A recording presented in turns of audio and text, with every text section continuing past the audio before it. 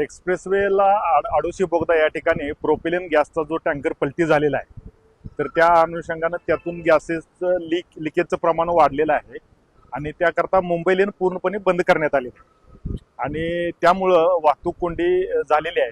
तर पुणा लेनची जी बाजू आहे ते पूर्ण खालापूर टोल प्लाझा इथपर्यंत वाहतूक कोंडी गेलेली आहे. जी पुण्याची बाजू आहे तर ती पूर्णपणे 10 ते 12 किलोमीटर लांब गेलेली आहे वाहतूक कोंडी. तर याकरता मी सर्वांना आवाहन करतोय की या ठिकाणी हे गॅस लिकेजचं प्रमाण कमी होऊन त्याचं पूर्ण समस्या म्हणजे पूर्ण दुरुस्त होण्यापर्यंत आपल्याला वाहतूक कोंडीचा सामना करावा लागणार आहे.